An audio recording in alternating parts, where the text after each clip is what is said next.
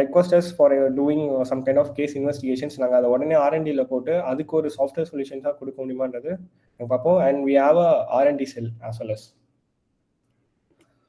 So yeah, so first இனி நம்ம பார்க்க போகிறது mobile hacking.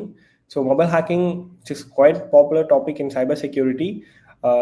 பேசிக்காக ஒரு ஃபன்னான டாப்பிக்லேருந்து இன்னைக்கு சீரியஸான டாபிக் வரைக்குமே இந்த மொபைல் ஹேக்கிங் நம்ம எடுக்கலாம். ஏன்னா நீங்கள் ஜஸ்ட் ஒரு மூவியில் பார்த்தாலும் சரி, மொபைல் ஹேக்கிங்கிறது ரொம்ப ஈஸியாகவே வந்து காமிச்சிருவாங்க. பட் ரியாலிட்டி அப்படி கிடையவே கிடையாது. ஏன்னா மொபைல் ஹேக் பண்ணுறது which is quite difficult one. Okay, நான் ஒரு செக்யூரிட்டி பெர்ஸ்பெக்டிவ்ல சொல்கிறேன். ஸோ இன்னைக்கு இருக்கிற மொபைல் டிவைசஸில் எல்லாத்துலேயுமே வந்து சாண்ட் பாக்ஸ் வந்து இன்டெகிரேட்டாக இருக்கும். ஸோ சாண்ட் பாக்ஸ்ன்றது ரொம்ப சிம்பிளாக சொல்லணும்னா அது ஒரு செக்யூரிட்டி கான்செப்ட். நீங்கள் எந்த ஒரு ஒர்க் பண்ணணுனாலுமே அதுக்கு உங்ககிட்ட பெர்மிஷன் கேட்டால் மட்டும், நீங்கள் அலோவ் பண்ணால் மட்டும்தான் அது லைக் அந்த ஒர்க்கை வந்து எக்ஸிக்யூட் பண்ணும். ஓகேவா? ஸோ அதுதான் சாண்ட் பாக்ஸ், நான் சிம்பிளாக சொல்கிறேன்.